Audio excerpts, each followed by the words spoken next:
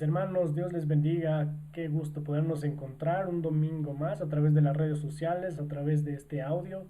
Qué gusto poderlos predicar y escuchar la palabra de Dios. Hoy 25 de octubre del 2020. Quiero mandarles un fuerte abrazo a todos los hermanos que nos ven, que nos escuchan en Quito, en otras partes del Ecuador, en otras partes del mundo. Para nosotros como Iglesia Cristiana Fuente de Vida tenemos el deber y el compromiso de predicar la palabra de Dios, y ese es el anhelo de mi corazón, que lo podamos hacer hoy. Mi nombre es José David, soy miembro de la Iglesia Cristiana Fuente de Vida. Les mando un fuerte abrazo y te invito a que podamos cerrar nuestros ojos y podamos orar para poder iniciar en esta mañana. Padre bendito, Dios todopoderoso, gracias le damos por la oportunidad, Señor Jesús, por el deleite de poder tener la palabra de Dios en nuestras manos, por hacerla viva, Señor, en nuestras vidas, Padre, por hacernos entender realmente el Evangelio. Gloria a ti te damos, Señor. Pedimos el día de hoy dirección, Señor Jesús, facilidad de poder expresar, Señor, su palabra, facilidad para poder entender, Señor. Lo más importante, Señor, facilidad para poder identificar, Señor, en cómo podemos aplicar en nuestras vidas sus verdades absolutas. En el nombre del Señor Jesús. Amén y amén. Bueno, mis hermanos, vamos a continuar con nuestro estudio del libro de Efesios. Habíamos estudiado la semana pasada. Ya hemos llegado al capítulo 2 y empezamos a ver este libro lleno de verdades absolutas, como no es de otra manera la palabra de Dios, que nos hacen realmente comprender la importancia y el poder que tiene el Evangelio en nuestras vidas. Recordemos que en el versículo 1 al versículo 3, ¿sí?, del capítulo 2 de Efesios, Pablo nos hace una descripción en cómo andábamos antes de llegar a Cristo y nos muestra el gran problema del pecado en nuestras vidas. En estos versículos, aquí Pablo justamente relata la problemática del pecado para cada persona, y esa problemática podríamos resumirla fácilmente como la maldición de muerte. Mis hermanos, recordemos que el pecado, como hemos analizado y hemos estudiado, tiene consecuencias temporales y eternas. Las consecuencias temporales son las que se derivan por nuestros actos, por el pecado en esta tierra, y las consecuencias eternas, que sin lugar a duda, como analizábamos la semana pasada, son las más grandes y la más terrible. Comprende la muerte eterna y todo lo que esto conlleva, es decir, temas como la enemistad con Dios, el juicio y la ira de Dios, como está escrito para los hijos de desobediencia. Algo que recalcaba el pastor Guido la semana pasada es que ningún dolor, ninguna tristeza en este mundo puede ser comparable con la muerte eterna, que hemos descrito como la consecuencia eterna del pecado. El hombre, recordemos que por sí mismo se puso en enemistad contra Dios, y junto a la Biblia nos muestra de que todos hemos pecado, es decir, no hay excepción, no hay hombre que no haya pecado. Todos estamos inmersos en esta terrible problemática que describe Pablo en el versículo del 1 al 3. Sí, esta terrible maldición de la muerte eterna. Ahora, a partir del versículo 4, Dios, viendo la gravedad de nuestros pecados y por su gracia, nos extiende una solución a esta problemática, nos extiende ese amor infinito, ¿no es cierto? Y el versículo 4 empieza: pero Dios, que es rico en misericordia, por su gran amor que nos amó. ¿Sí? La solución que nos dio Dios es Cristo. Nuestro verdadero héroe se hizo carne para pagar nuestra deuda y nos dio vida, como dice el versículo 5. No solo eso, sino que nos libró de las consecuencias eternas de nuestro pecado, y para mostrarnos la riqueza de su gracia, como hablaba Efesios, ¿no es cierto? Qué hermoso es poder entender eso. Podíamos ver el perfecto sacrificio de Jesús, y que ese sacrificio está disponible para todo aquel que confíe en el Señor Jesús. Obviamente, si no fuera por Jesús, realmente todos seguiríamos en enemistad con Dios para siempre. Ya el versículo 9 de la porción habla no por obras. Nos recuerda de que la solución que el Señor Jesús nos está dando no es por méritos personales, no es por obras, para que no nos vanagloriemos de aquello, sino que es un regalo de parte de la gracia de Dios para con nosotros. Como iglesia de Cristo, como la iglesia cristiana, fuente de vida, no nos cansaremos de recordar a ustedes y a nosotros mismos que por el amor en Cristo que les tenemos, las obras no salvan. ¿Sí? Las cosas, las circunstancias, el dinero, no definen mi salvación. Eh, Ni el amor de Dios por nosotros. Recordábamos que veíamos ese hermoso versículo de Romanos donde habla que nada nos podrá separar del amor de Cristo. El sacrificio de Jesús fue perfecto y ahora son los méritos de Cristo los que realmente nos salvan, no por obras, como decía. Finalmente, en el versículo 10 podemos ver el fruto de haber sido escogidos para salvación. Quiero que recordemos también que el pastor hacía énfasis en algo muy importante.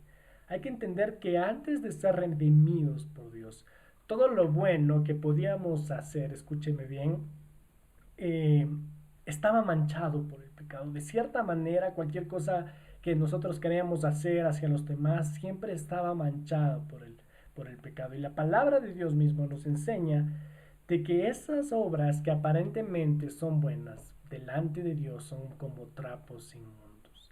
Ya en Cristo el fruto de nuestra redención son buenas y son para la glorificación de Dios, no de un hombre, no para la vanagloria, sino para la gloria de Dios. Hablábamos de que la mejor obra que podemos tener con alguien es hablarle el evangelio verdadero, enseñarle las buenas nuevas. La mejor obra que podemos tener con cualquier otra persona es predicarle el evangelio. Esta obra realmente muestra el verdadero amor que hay en nosotros por los demás. Esta es una muestra verdadera, un fruto de verdadero de amor que hay en nosotros cuando realmente predicamos el Evangelio. Recuerden que Pablo en el capítulo 1, en el versículo 5, habla de que en este libro, Pablo se sentía feliz porque se daba cuenta de que la audiencia original se estaba materializando el fruto en amor y fe. Y entonces realmente la predicación es una parte de las obras que fueron predestinadas, ¿no es cierto? Para la gloria de Dios. Entonces hoy vamos a ver, te invito a que abras nuestras Biblias, vamos a ver Efesios 2, del 11 al 22. A mí siempre me gusta que lo leamos de recorrido y ahí lo analicemos poco a poco. Me gusta de esa manera porque siento que tenemos un contexto antes de poder leer, ¿sí? Entonces, acompáñame por favor, versículo 11. La palabra de Dios dice, por tanto, acordaos de que en otro tiempo vosotros, los gentiles, se está dirigiendo hacia los gentiles Pablo, en cuanto a la carne, eras llamado incircuncisión, por la llamada circuncisión hecha con mano en la carne. En aquel tiempo estabais sin Cristo, alejados de la ciudadanía de Israel y ajenos a los pactos de la promesa, sin esperanza y sin Dios en el mundo. Pero ahora en Cristo Jesús, vosotros que en otro tiempo estabais lejos, habéis sido hechos cercanos por la sangre de Cristo, porque Él es nuestra paz, que de ambos pueblos hizo uno, derribando la pared intermedia de separación, aboliendo en su carne, las enemistades, la ley de los mandamientos expresados en ordenanzas, para crear en sí mismo en los dos un solo y un nuevo hombre, haciendo la paz, y mediante la cruz reconciliar con Dios a ambos en un solo cuerpo, matando en ella las enemistades. Y vino y anunció las buenas nuevas de paz a vosotros, que estabais lejos, y a los que estaban cerca, porque por medio de él los unos y los otros tenemos entrada por un mismo espíritu al Padre. ¡Qué hermoso! Así que ya no sois extranjeros ni advenedizos, sino conciudadanos de los santos, y miembros de la familia de Dios. ¡Wow! ¡Qué hermoso!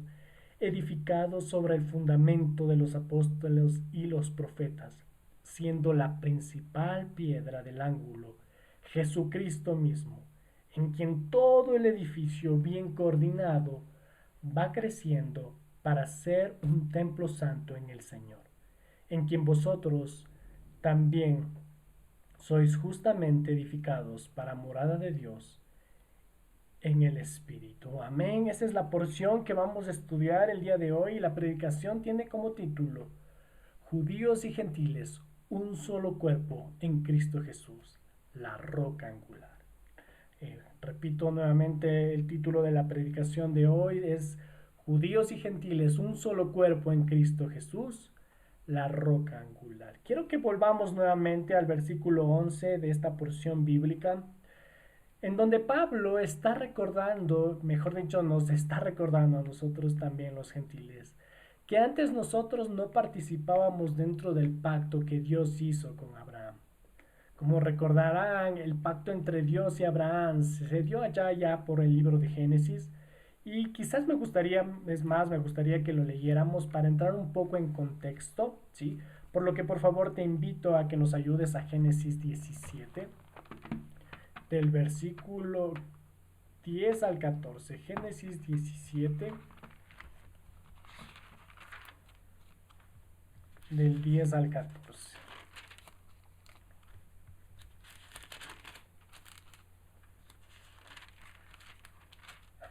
Amén.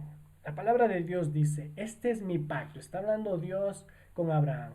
Que guardaréis entre en mí y vosotros y tu descendencia después de ti. Será circuncidado todo varón de entre vosotros.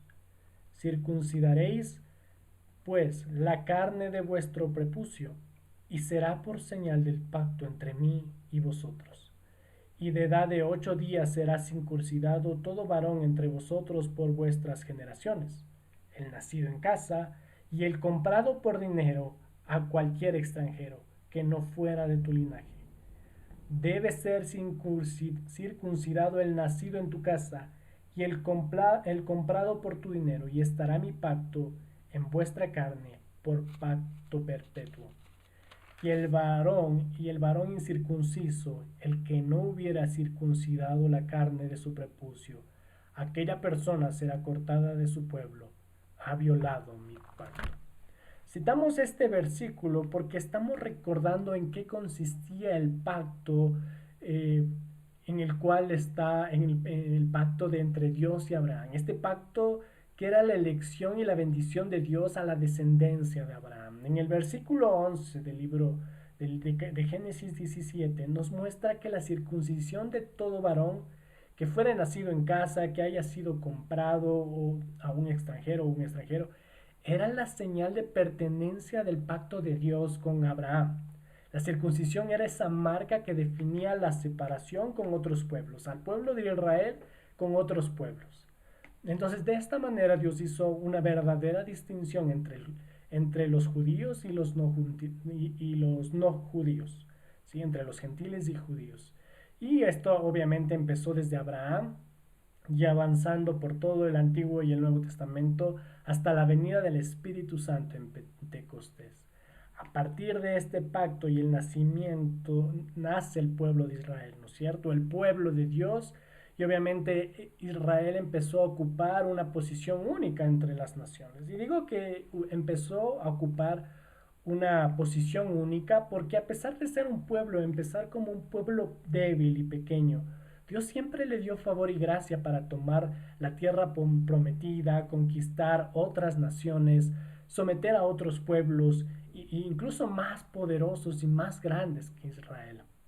Y esto aún a pesar de la infidelidad que el pueblo de Israel tenía con Dios. Obviamente esto llevó al pueblo de Israel a sentirse por encima de las otras naciones, a sentirse por encima de los gentiles, ¿no? Obviamente Israel también recibió las consecuencias de su desobediencia. Una de esas consecuencias es que fueron conquistados, hechos también por otras naciones y sometidos a esclavitud. Ustedes recordarán por Babilonia, por los mismos egipcios, ¿sí? Pero ahora en el contexto del estudio del día de hoy, lo que Pablo se está refiriendo es que, es que era la posición única que tenían los judíos, hacía una distinción entre los judíos y los no judíos, ¿sí? Aunque obviamente el judío tenía una religión externa, era un ciudadano del pueblo escogido de Dios y obviamente tenía un pacto, Dios les hizo promesas a ellos, algo que los gentiles no lo tenían en ese entonces. Entonces Pablo nuevamente está haciendo una distinción entre judíos y los no judíos, entre circuncisos y no incircuncisos. Sí, obviamente el no judío no tenía derecho a mirar atrás al Antiguo Testamento y tomar las promesas de Dios, esas promesas que Dios había hecho al pueblo de Israel, y apropiárselas de ellas, ¿no es cierto? Entonces Dios obviamente no hizo esas promesas para nosotros. Entendiendo que Pablo está haciendo esa diferencia en este versículo 11 entre los gentiles, que son los incircuncisos, los circuncidados, perdón, y los no judíos, que son los incircuncidados. Continúa con el versículo 12, por favor, acompáñenme. En aquel tiempo, dice, refiriéndose a los gentiles, estaba sin Cristo, alejados de la ciudadanía de Israel y ajenos a los pactos de la promesa, sin esperanza y sin Dios en el mundo.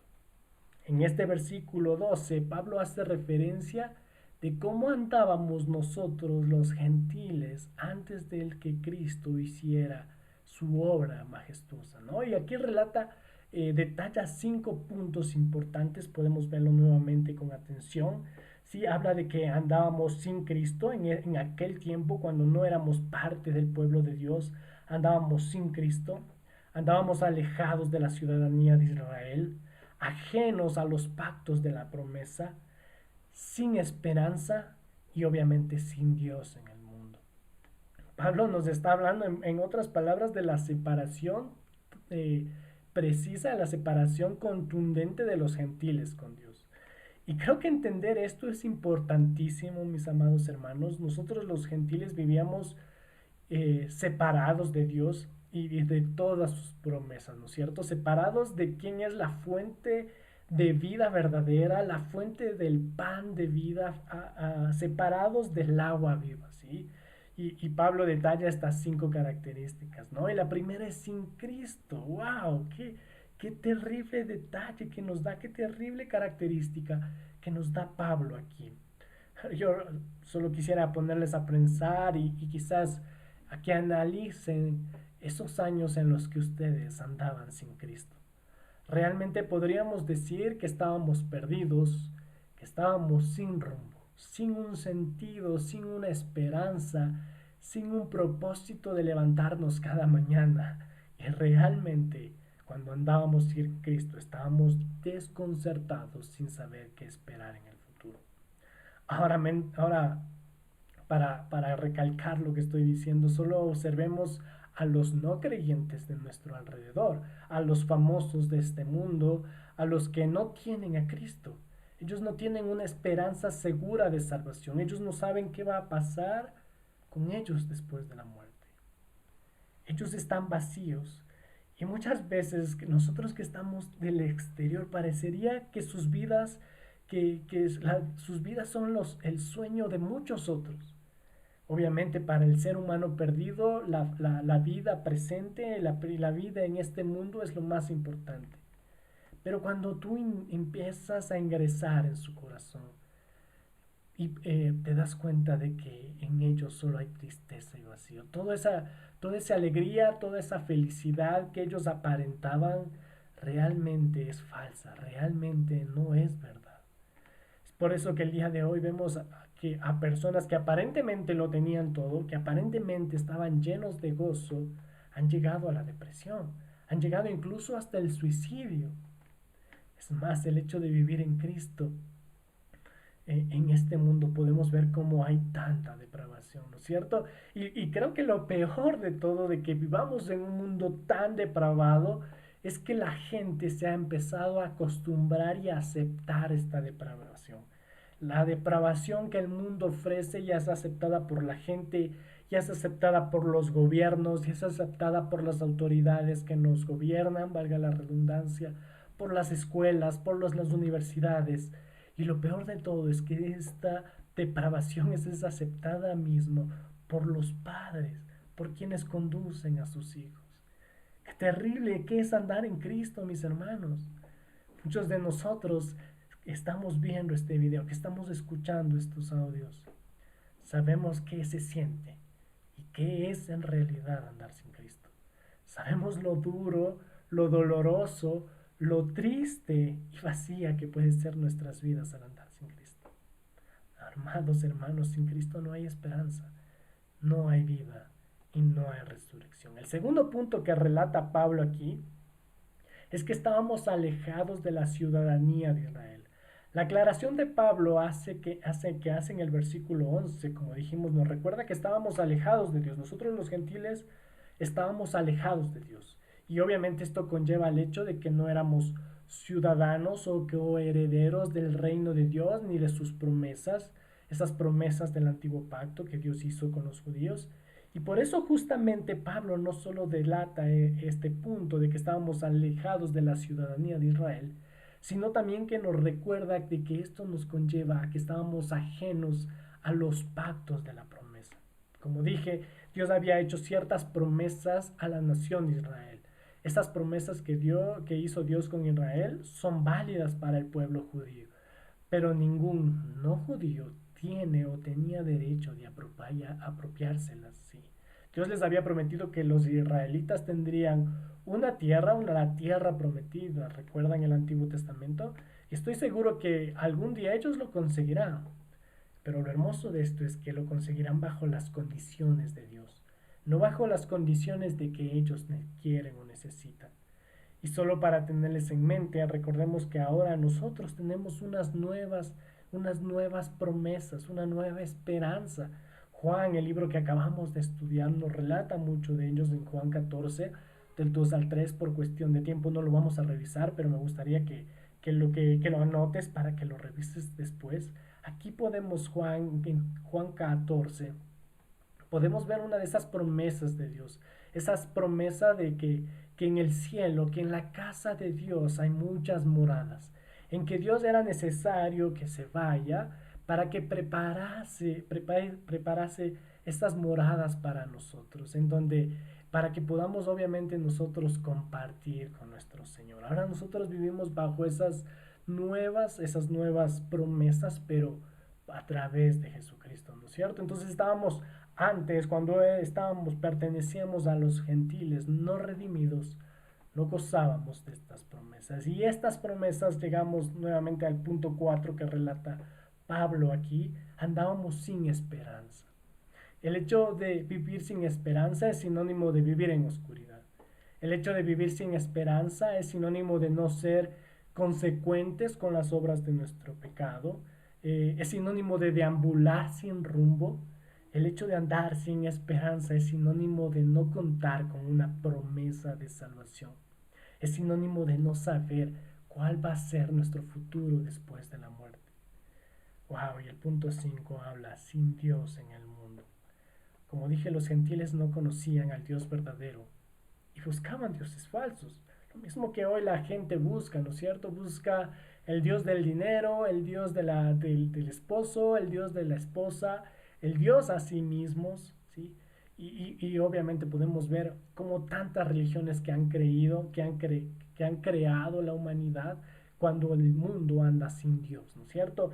Y podemos ver lo imprecisas que son esos pensamientos, esas ideologías, eh, lo confundidas que están acerca de la eternidad. Religiones que prometen cosas para cierto tipo de personas, pero que no son aplicables para otros. Y como afirma Pablo en este versículo, así vivíamos en aquellos tiempos. Nosotros éramos parte de esa terrible problemática. Y nuevamente podemos hacer una retrospectiva en nuestra vida, una retrospectiva propia.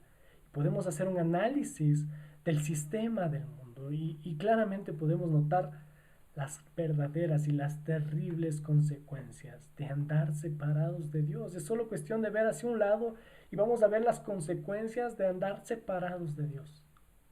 En estos versículos Pablo describió nuevamente una terrible y trágica condición de los gentiles.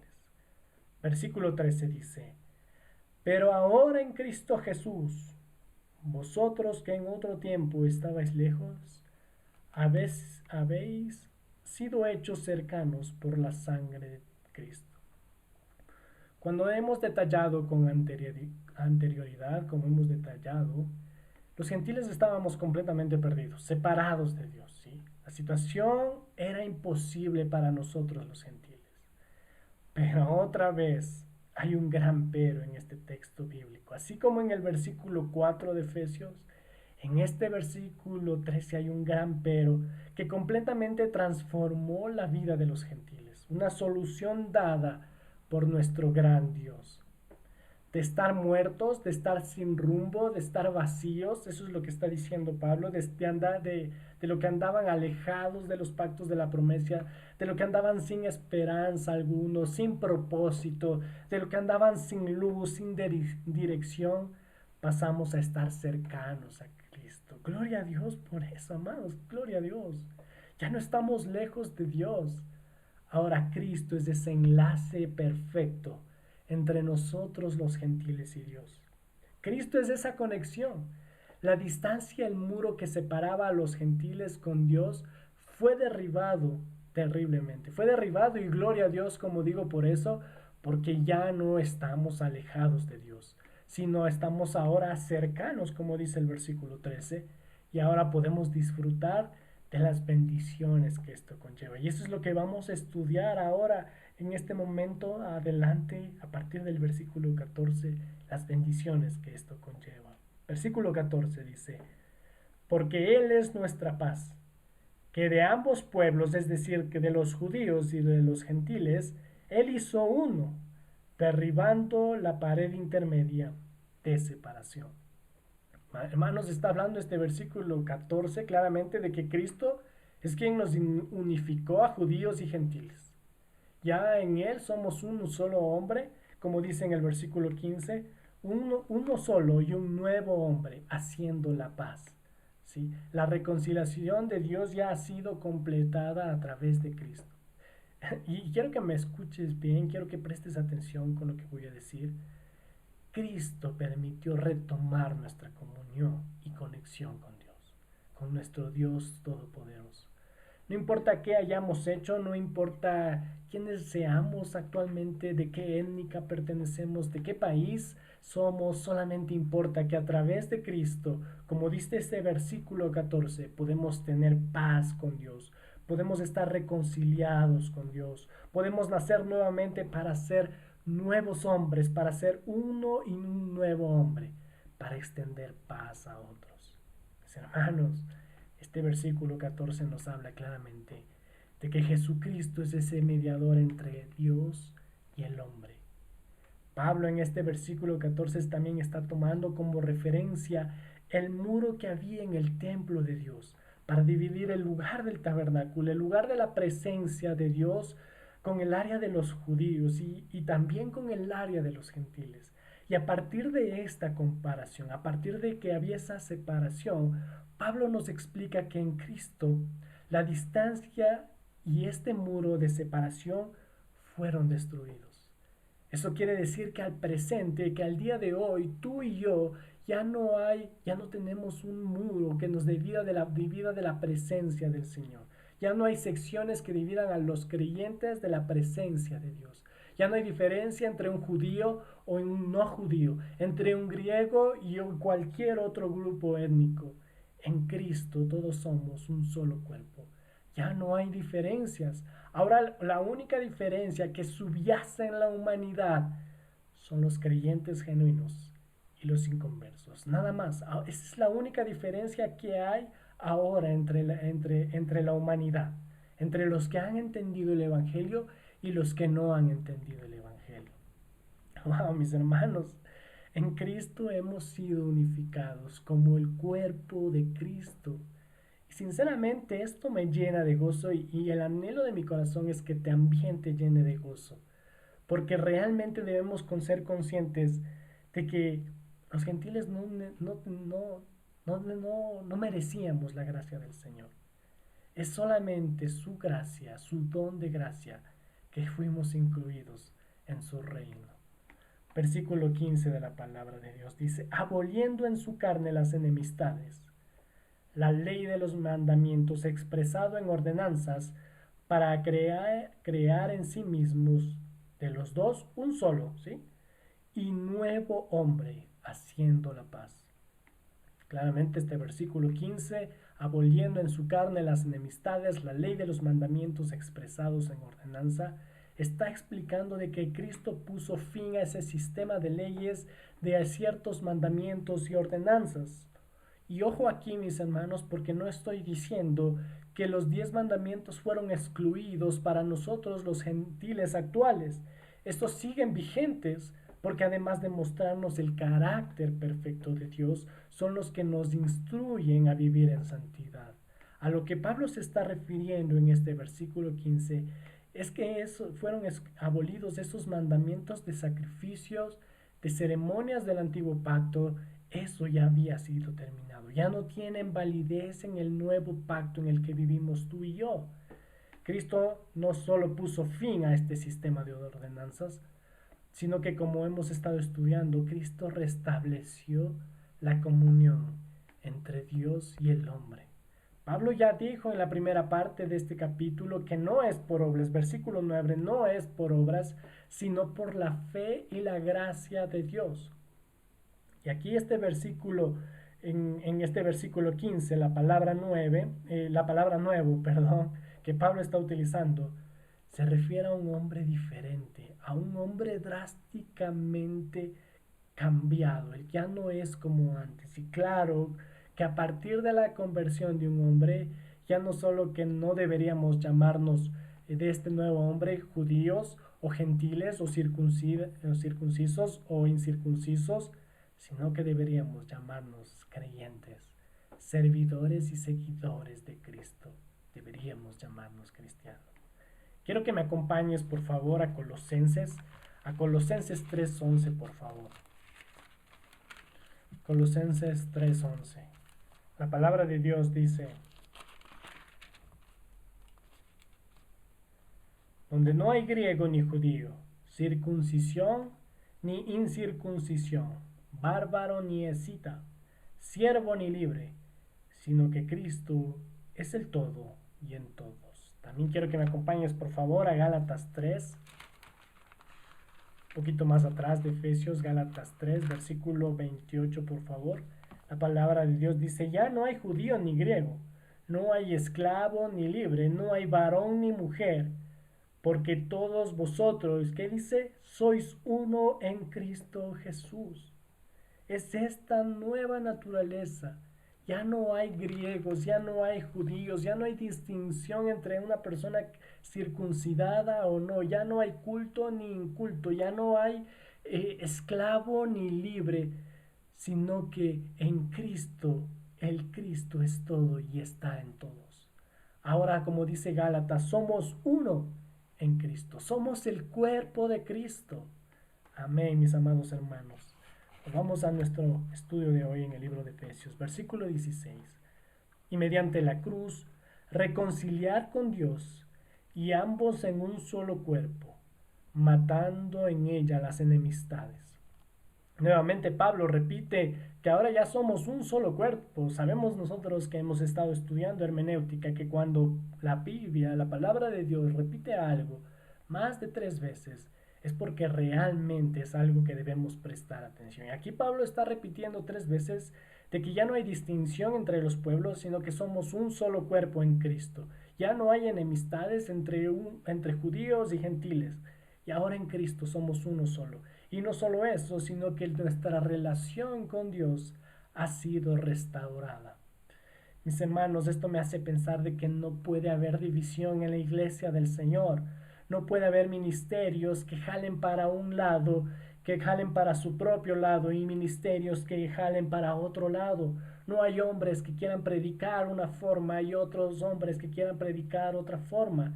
La iglesia es de Cristo y tenemos que hacer todo lo posible. Escúchame bien, tenemos que hacer todo lo posible para ser un cuerpo obediente a la cabeza que es Cristo. No puede haber separación en el cuerpo. Ahora somos todos uno en Cristo, que es nuestra cabeza. Como dije, debemos hacer todo lo posible para ser un cuerpo obediente a la cabeza que es Cristo. Y ahí es el punto de querer quizás despreciar a un cristiano, a un hermano, a un hombre de Dios.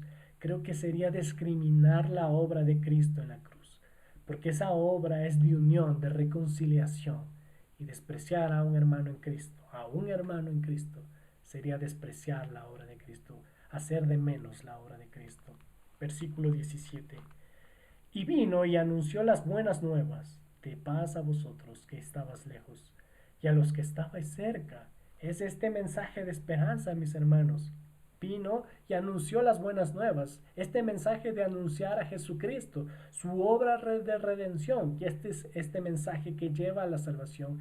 Es el mensaje que tanto discípulos, el mensaje que tanto apóstoles, que tanto judíos, gentiles, griegos, todo hombre debe predicar y debe anunciar, ¿sí? Y el día de hoy nosotros debemos hacerlo, claro que sí. Siempre digo y siempre tengo en mi corazón que hay mucha necesidad de personas que necesitan oír este mensaje de esperanza. Ya vimos lo terrible en el versículo 1 al 3 de este capítulo 2, del 11 al 12, lo terrible que es vivir sin Cristo, sin una esperanza. Solo pongámonos a pensar una retrospectiva de nosotros mismos antes de llegar a Cristo. Versículo 18. Porque por medio de él, los unos, es decir, los judíos, y los otros, es decir, los gentiles, tenemos entrada por un mismo espíritu al Padre. Qué hermoso versículo, mis hermanos. Quiero que analicemos nuevamente este versículo 18 y lo miremos con atención. Este versículo 18 creo que, estoy seguro que nos está hablando implícitamente de lo que se conoce como la doctrina de la Trinidad, ¿sí? Aquí podemos ver que por la obra del Hijo, ¿sí? Es decir, que por la obra y los méritos de Jesús, tanto judíos como gentiles podemos acercarnos y entrar a la presencia de Dios Padre por medio del Espíritu Santo que mora en nosotros. ¡Wow, mis hermanos! Qué hermoso es poder entender esto. Qué hermoso es poder entender el papel de Dios, el papel del Hijo y el papel del Espíritu Santo ejerciendo en una misma esencia. Qué hermoso versículo, mis hermanos. Este versículo 18 no solo eso, sino que nos recuerda lo difícil que era para los sacerdotes judíos acercarse a la presencia de Dios en el Antiguo Testamento. Podemos recordar que incluso personas que no habían sido preparadas, que no habían sido purificadas y tocaban aún sin intención el arca del pacto, morían instantáneamente, porque no podían soportar la santidad de Dios. Actualmente este versículo 18 nos muestra que Cristo es ese camino, es esa verdad, es esa vida que nos permite acercarnos confiadamente al trono de Dios. No necesitamos ningún sacerdote judío para hablar con Dios, para hablar con el Rey de los cielos. Solo necesitas tener fe y confianza en Jesucristo. Y Él es quien intercede por nosotros, por tú y yo, que somos pecadores, para que podamos acercarnos confiadamente a la presencia de Dios a través del Espíritu Santo. Gloria a Dios, mis hermanos. Qué privilegio es sentir esto de podernos acercar confiadamente, con todo, sin esconder nada delante de nuestro Dios. No desperdiciemos este privilegio de poder estar cerca del Dios vivo, del Dios verdadero, del único Dios, del creador del universo entero. A veces nos emocionamos porque queremos conocer a alguien aparentemente poderoso en esta tierra. Pero mis hermanos, tenemos el privilegio de acercarnos confiadamente al trono de Dios, Podemos acercarnos con confianza en que Cristo intercede por nosotros, por el Espíritu que mora en nosotros. Nosotros tenemos acceso a Dios por medio de Jesucristo y esto es hermoso poder entender. No es que necesitamos de alguien más para poder acercarnos a Dios. Veamos el versículo 19. Así que ya no sois extranjeros ni advenedizos, es decir, extraños, sino conciudadanos de los santos y miembros de la familia de Dios. ¡Wow! ¡Qué hermosa palabra que nos ha tocado estudiar el día de hoy, mis hermanos! Tengo mi corazón lleno de gozo al leer las palabras, las palabras que fueron escritas aquí. Aquí la palabra santos está haciendo una referencia, no solo está haciendo referencia a los santos del Antiguo Testamento o a los creyentes, sino que ahora está incluyendo a los creyentes no judíos. Ya los está tomando como parte del cuerpo de Cristo, ya nos llama conciudadanos con los santos del Nuevo Testamento, ya somos los otros miembros del cuerpo de Cristo. Pablo ya habló de nuestra adopción en el capítulo 1, ustedes recordarán. Ahora en resumen afirma que los gentiles también son ciudadanos del reino y que son hijos adoptados de su familia, somos miembros de Dios. Antes de llamarnos ecuatorianos, mexicanos, colombianos, peruanos o de cualquier otra nacionalidad en la que Dios se complació en que tú o yo naciéramos, debes recordar que eres un ciudadano del reino de Dios, un conciudadano del reino de Dios. Ya no eres un extranjero, dice el versículo 19. Ahora eres un representante de su reino. Eres un embajador. Y es así como debemos vivir, como verdaderos hijos de Dios, sin transgresiones, sin pecado, queriendo mostrar destellos del reino de Dios, mostrando el amor y el carácter de Cristo. Y lo hermoso de este versículo 19 es que Pablo no termina ahí diciéndonos que ahora ya somos embajadores y coherederos, conciudadanos del reino, sino también Pablo nos habla de que aparte somos miembros, formamos parte de la familia en Cristo. Que además de tener una familia de sangre, tenemos una familia preciosa en Cristo. Qué hermoso, mis hermanos. Qué poderosa es la palabra de Dios. La palabra de Dios no necesita explicación alguna, mis hermanos. Creo que está claro. Quiero que entendamos lo que significa ser miembros de la familia de Dios. Yo tuve la oportunidad de vivir con hermanos en Cristo de otro país, de otros países, de otra cultura totalmente distinta a la nuestra, pero lo hermoso es poder ver ese amor entre hermanos en Cristo, que va mucho más de la cultura, que va mucho más del entendimiento del sistema de este mundo. Esta es la bendición de ser un miembro de la familia de Cristo. Ese amor entre hermanos en Cristo tiene que ser un amor genuino. Lo más hermoso creo de ser un miembro de la familia de Cristo. Qué hermoso decir eso, ser un miembro de la familia de Cristo. Es que Dios Padre te ama de tal manera, mi hermano, pero de tal manera que no hay comparación. Creo que las implicaciones de este versículo 19, de ser miembro de la familia de Cristo, de ser conciudadanos, podríamos hablarnos en una sola prédica entera. Qué hermoso versículo, mis amados de Dios. Qué hermosa palabra, qué hermosa que es la palabra de Dios. Continuemos, mis hermanos. Versículo 20. Edificados sobre el fundamento de los apóstoles y los profetas, siendo la principal piedra del ángulo Jesucristo mismo. ¡Wow! En quien todo el edificio bien coordinado va creciendo para ser un templo santo en el Señor, en quien vosotros también sois juntamente edificados para morada de Dios en el Espíritu. Pablo en este versículo 20 introduce una metáfora muy interesante que tiene que ver con una edificación, que tiene que ver con una piedra base, con una base y obviamente con fundamentos o cimientos, ¿no? Y Pablo habla de que estos fundamentos de esta edificación, de que es la iglesia, es la enseñanza y la obra de los apóstoles, de los hombres de Cristo, de la palabra de Dios. Estos son los fundamentos. Todo lo que está escrito en el Antiguo y en el Nuevo Testamento. son los cimientos, son los fundamentos para el crecimiento de esta edificación que es la iglesia. Ahora quiero aquí hacer un paréntesis y que tomando la metáfora de Pablo, ¿no? Pablo está mencionando de que es una edificación que es asentada en una base, ¿sí? Y que obviamente tiene fundamentos sólidos, que tiene fundamentos, cimientos sólidos y que fueron puestos una sola vez, ¿no es cierto? ¿Esto qué implica, no es cierto? Yo no soy arquitecto, pero entiendo que esto implica que además de innecesario, sí, escúcheme bien, además de innecesario, es imposible volver a asentar una edificación que ya está asentada, poner en otros cimientos, sobre y no mover, que ya está asentada, poner en otra base.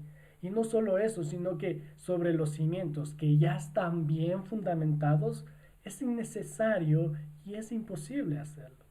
¿Sí? Contextualizando esto, este paréntesis que acabo de hacerlo en la edificación de la iglesia, esto significa que al día de hoy ya no hay nuevas revelaciones. Eso significa que ya la base está puesta. Eso significa que los fundamentos ya están puestos. Significa que no debemos inventarnos doctrinas, que no debemos inventarnos pensamientos que salen de nuestro corazón, de nuestras mentes y hacerlos doctrinas para los demás. Significa que ya no hay, que hay casos o fundamentos del Antiguo y del Nuevo Testamento que ya no podemos repetirlos nuevamente o que ya no se repetirán. Como por ejemplo, ustedes recordarán que para verificar si un profeta provenía de Dios, se debía reevaluar la veracidad de su profecía. Y en el caso de que ésta no se cumpliese, se sabía que este varón se convertía en un profeta falso. Pero por otro lado, si realmente esta profecía se cumpliese, se sabía que este varón venía de parte de Dios. Otro gran ejemplo es el ministerio de Pablo, para que la iglesia primitiva supiera que él venía como un hombre de Dios. A Pablo le fue concedido la autoridad de parte de Dios para sanar enfermos. Sin embargo, al finalizar su ministerio, cuando ya las iglesias ya habían sido consolidadas, fundamentadas, ya habían creído el testimonio, ya habían conocido el testimonio de Pablo, y su autoridad, ya no hacía esas señales, porque ya no eran necesarias. Por eso en la actualidad sabemos que ese tipo de señales ya no se practican actualmente. Ya ese tipo de milagros para corroborar de que un hombre proviene de Dios ya no son aplicables para nosotros. Ahora la forma de saber si un hombre viene de parte de Dios es cuando éste habla, predica y vive las verdades absolutas que están en la palabra de Dios. Ya no pretende imitar estas señales y milagros que se hacía en el Antiguo, en el Nuevo Testamento con los mensajes que mencionábamos. Por favor, acompáñeme a Primera de Corintios 3:11, por favor, para ya ir terminando. Primera de Corintios 3:11. La palabra de Dios dice: porque nadie puede poner otro fundamento en el que ya está puesto, lo que estábamos hablando, el cual es Jesucristo. Ya no hay otro fundamento. Jesucristo es el fundamento. Ya nadie puede poner otro fundamento. Primera de Pedro, por favor, también 2, casi al final de sus Biblias. Primera de Pedro 2, 4, 6, por favor. Primera de Pedro 2, 4 al 6. Y la palabra de Dios dice: acercándoos a Él, piedra viva, desechada ciertamente por los hombres, wow, mas para Dios, escogida y preciosa. Vosotros también, como piedras vivas, sed edificados como casa espiritual y sacerdote santo, para ofrecer sacrificios espirituales aceptables a Dios. ¿Por medio de quién? Por medio de Jesucristo. Por lo cual también contiene la escritura: he aquí, pongo en Sion la principal piedra del ángulo, escogida, preciosa. Y el que creyere en él no será avergonzado. ¡Wow! ¡Qué sabiduría de Pedro!, ¿no? Dada por Dios Pedro entendió muy bien aquí, ahora sí, lo que el Señor Jesucristo le quiso mostrar en Mateo 16:8. No que Pedro sea la roca, el simiente, sino que Jesucristo es esa piedra angular. Entonces, ya sabemos cuáles son los fundamentos, ¿sí? ¿Cuál es el rol de los fundamentos? También hemos explícitamente con estos versículos y con lo que dice, con lo que estamos estudiando, sabemos quién es la piedra angular, la piedra principal de esta edificación, ¿no es cierto? Si una iglesia no tiene a Cristo en su lugar principal, o si no sigue las enseñanzas de las escrituras, creo que deberíamos preguntarnos si realmente esa iglesia es una iglesia cristiana. Hermanos, quiero que prestemos atención. Ningún hombre o doctrina tiene que ser la cabeza de la iglesia. No puede ser la piedra angular, ningún hombre ni doctrina. Por desgracia, actualmente es muy común ver el terrible error que es fundamentar la iglesia de Cristo en principios humanos débiles y malintencionados. Cimentar la iglesia en hombres débiles y falibles. Realmente esto no es del amor de Dios. Esto no es realmente la iglesia de Cristo, perdón. Nadie y más, nadie más y nada más que nuestro Señor Jesucristo puede ser la roca sobre la cual se edifica la iglesia. Nadie más puede ser esa roca angular para edificar la iglesia. Nadie más puede ocupar el rol de Dios para edificar la iglesia. Versículo 21 dice, al final leamos nuevamente por favor el versículo 21, en quien todo el edificio, es decir, toda la iglesia, escucha bien, estas palabras son claves, bien coordinado, va creciendo, es decir, cumpliendo su rol, va creciendo para ser un templo santo en el Señor. ¿Sí?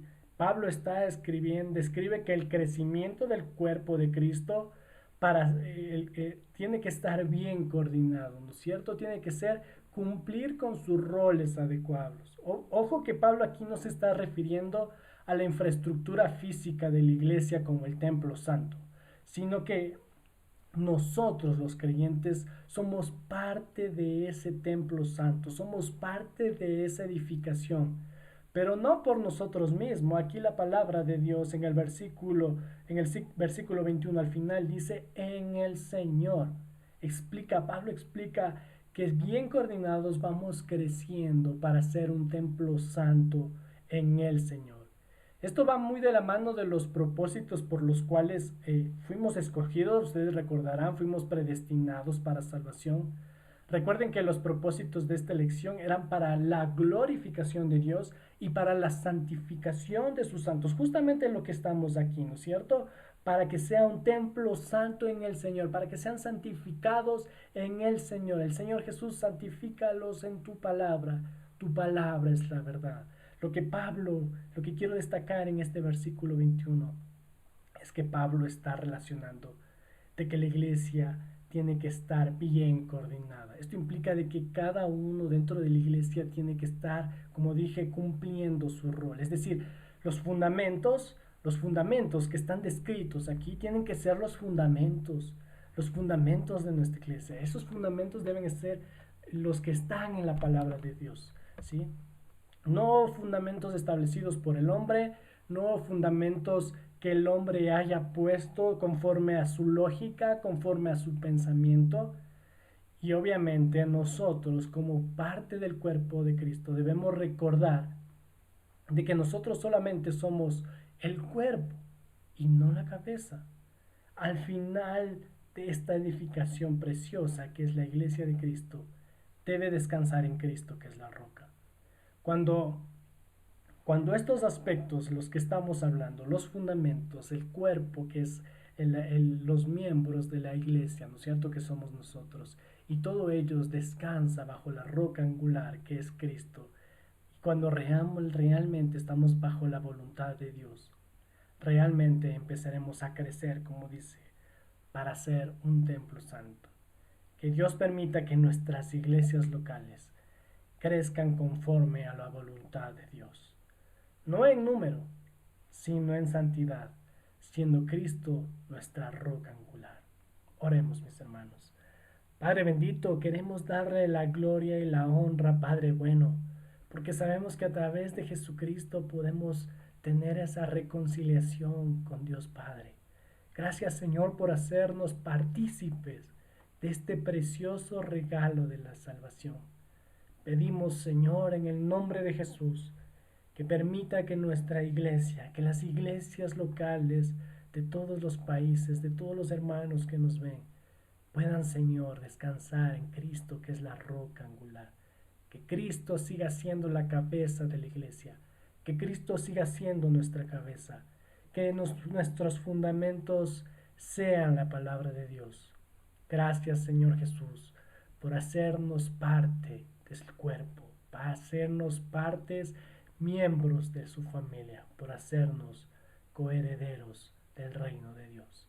Amén y amén. Dios les bendiga, mis hermanos.